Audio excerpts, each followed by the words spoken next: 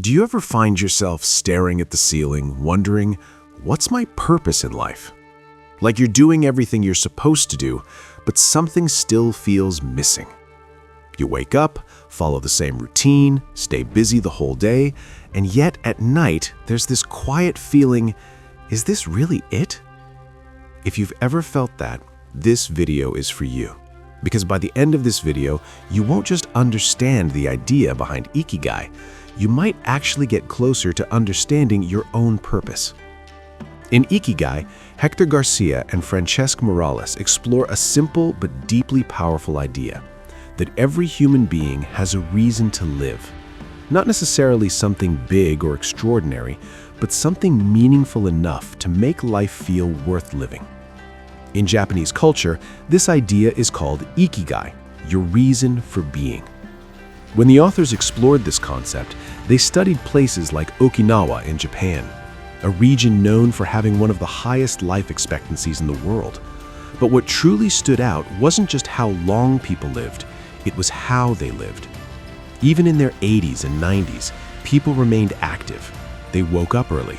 They stayed engaged in daily activities. They maintained strong relationships. They found joy in simple routines. They didn't feel lost. They didn't feel like life was meaningless. They had something many people today struggle with, a clear reason to wake up every day. And that is the core idea behind Ikigai. According to the authors, Ikigai exists at the intersection of four important things. It is where what you love, what you are good at, what the world needs, and what you can be paid for come together. Now, this doesn't always happen perfectly, but even when these areas begin to overlap slightly, life starts to feel different. You stop feeling like you're just surviving, and you begin to feel like you're actually living with intention. The authors also highlight a very real problem in modern life. Most people today are not lazy. They are not unmotivated. They are simply disconnected. Disconnected from what they enjoy, disconnected from what they're good at, disconnected from what truly matters to them. Instead, they follow routines that were never designed for them. They chase goals that were never truly theirs. They stay busy, but not fulfilled. And that's why even after achieving things, they still feel empty inside. Now let's talk about money, because this is where most people get confused. The authors do not say that money is unimportant. In fact, they clearly understand that people work to survive, to pay bills, to support their families, to feel secure, and there is absolutely nothing wrong with that. But the problem begins when enough slowly turns into more. More money, more success, more pressure, more comparison with others, more expectations from yourself. And in that endless chase, people slowly disconnect from themselves. They stop asking what they actually want. They start asking what they should want. And that shift creates a life that looks successful from the outside, but feels empty from the inside. This is where Ikigai offers a different way of looking at life. It doesn't tell you to quit your job or stop chasing success.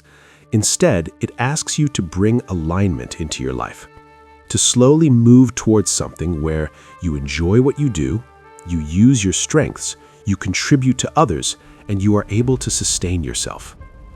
When these elements start coming together, work stops feeling like a burden, and life stops feeling like a routine you're trying to escape. Now, the important question is, how do you actually find your Ikigai? And this is where the authors give a very honest answer. You don't find it in one moment. You don't suddenly wake up and figure it all out. Ikigai is not a discovery, it is a process. A process that requires patience, a process that requires awareness, a process that requires honesty with yourself. It starts with something very simple, paying attention. What do you genuinely enjoy doing? Not what looks impressive, not what gets validation, not what society praises, but what actually makes you feel alive.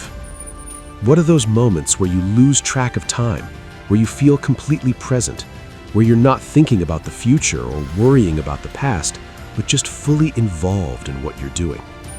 Those moments are not random. They are signals. The next step is understanding your strengths. What are you naturally good at? What kind of problems do you solve easily? What comes to you with less effort than others? And more importantly, what skills have you built over time through practice? Because sometimes your Ikigai is not hidden in your passion, but in your consistency, in the things you kept doing even when it was difficult. Then comes something even deeper: contribution. Meaning becomes stronger when it connects with something beyond yourself. Ask yourself, how can what I do help someone else? What problem can I solve? What value can I create? Even if it feels small, even if it doesn't look big. Because meaning doesn't come from scale, it comes from significance. And finally, there is reality, because purpose without sustainability creates frustration. Can this path support your life financially? Can it grow over time? Can it become something stable? Now, this doesn't have to happen immediately, but slowly aligning purpose with income is what turns your Ikigai into a lifestyle, not just an idea. Another important thing the authors emphasize is this: clarity comes from action, not from overthinking. Many people wait for the perfect answer, the perfect plan, the perfect moment. But Ikigai doesn't appear when you think about it. It appears when you start doing things, trying, exploring, experimenting, and slowly noticing what feels right. The authors also share some key observations from the lives they studied. They noticed that people who live with purpose stay active, not because they're forced to, but because they want to. They have something to look forward to. They have something to contribute, and that keeps their mind and body alive. They also noticed the importance of slowing down. Modern life is fast. Everything is urgent. Everything feels like a race. But meaning doesn't grow in speed. It grows in awareness. When you slow down, you begin to notice what actually matters. You become more present, and in that presence, clarity begins to appear. Another important lesson is focus. Not everything deserves your attention. Not everything deserves your energy. When you try to do everything, you lose connection with what truly matters. But when you focus, even simple things become meaningful. They also highlight the importance of relationships, because no matter how successful someone becomes, without connection, life feels incomplete. Meaning grows through people, through conversations, through shared experiences, through belonging. And finally, they emphasize something very simple, but very powerful: finding joy in small things. Not everything meaningful has to be big.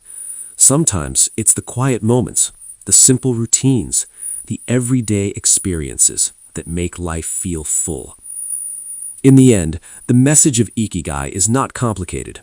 You don't need a perfect life. You don't need a grand purpose. You don't need everything figured out. You just need a reason that makes you want to wake up again tomorrow. So take a moment and ask yourself honestly, what is something you truly enjoy doing? What is something you are naturally good at? What is something that can help someone else? And how can you slowly move toward that? Because once you start taking even small steps in that direction, your life begins to shift. Not suddenly, not dramatically, but slowly and meaningfully.